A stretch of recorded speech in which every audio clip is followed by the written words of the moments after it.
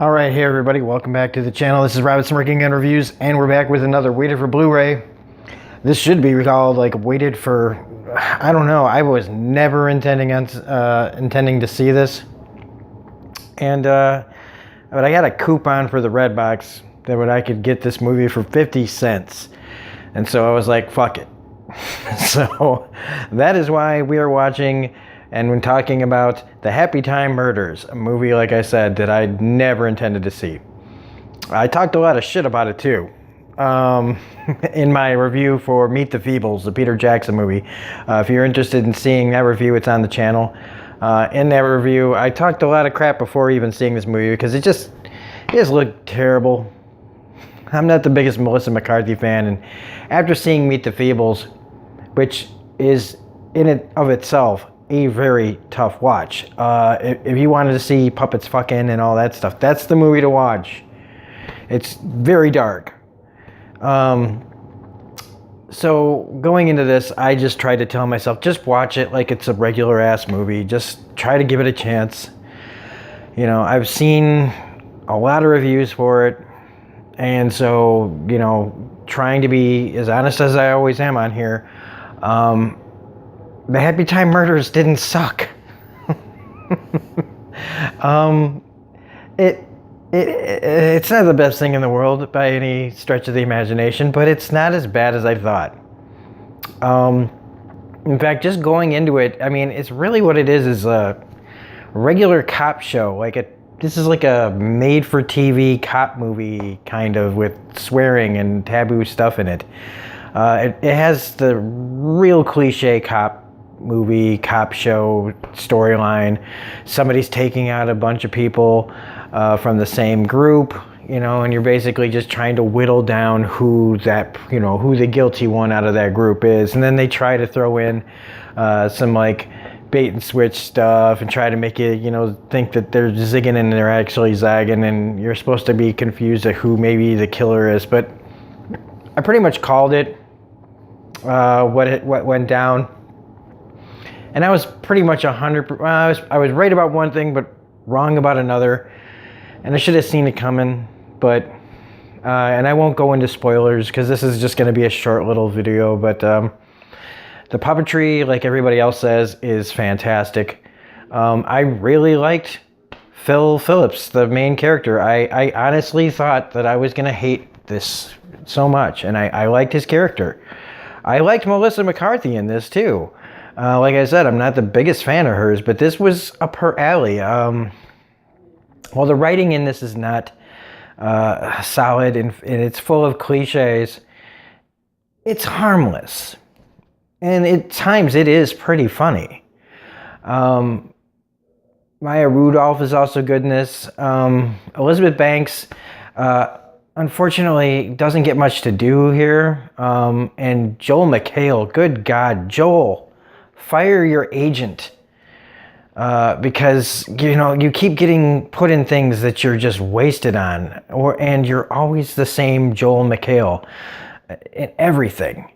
The last time I saw him in anything that was like good was The Informant with Matt Damon, and he's a funny guy. I like Community and stuff, but Joel McHale is really, really wasted here. The guy who played Stanley on The Office is their boss, and he's just kind of there. It's fine. He's a throwaway cop, you know, the head of the cops character. The story, the background of, like, you know, how puppets are, you know, second-class citizens in this, just kind of is whatever. I'm more interested. I wanted to know, like, okay, people get along better because they take everything else out on puppets. Well, where did the puppets come from? I wanted to know more about this world, more than I really cared about the story. I wanted to know, like, how does this work? It sounds like puppets can bang and procreate and everything. So where did this come from? I want to know, like, so on what day did God create puppets? You know, that kind of stuff just seemed to be more interesting. There's the violence against puppets is pretty funny. It's just funny to see felt explode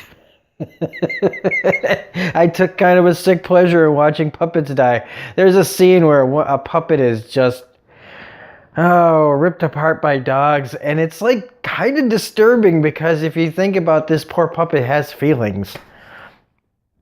And so the situation's pretty grim. But I was like trying not to laugh because I was like half disturbed because I was thinking, what if this was a regular person? But then I remember it's a puppet, and so I started to laugh, and I don't know. But anyway, this is worth your time. It's a rental, at least. If it's on Netflix, definitely check it out. If it's on Prime or Hulu or whoever gets this, it's definitely worth at least checking out once. You know, it doesn't really push the envelope as much as I thought it would. Not certainly as far as Meet the Feebles does. Which you can watch for free on YouTube, by the way, if you want to check that movie out. Again, like I said, warning, it's from the late 80s, and it is very, very weird and dark. This doesn't even go that far. There's people saying fuck and shit, and, you know, puppets. There's a puppet vagina at one point, which is like whatever. It wasn't too gratuitous. In fact, I thought it was pretty clever what they did, because that actual thing point, the reason they showed it was there would be a point later on for it. One of there's these like two puppet kids that are inbred. That was really funny. That I didn't see that coming. Like, it's dark, but it's funny and bizarre. So I mean, it is now in retrospect a shame that this movie didn't do well, because I think Brian Henson's company, the Henson Alternative Company, could do some pretty fun stuff. But we'll see how it goes now that this, I guess, it bombed, right? So I don't know. Anyway, that's it. That's the Happytime Murders, and you know what? It was all right. It was pretty fun, and it's short. So even if you don't like it, you know, it's only going to take you about like 80 minutes, like without credits. So anyway, if you like this video, please hit the like button, comment, share, subscribe, all that jazz. Otherwise, this is Robert Smirking Interview saying we will see you on the next video. Bye.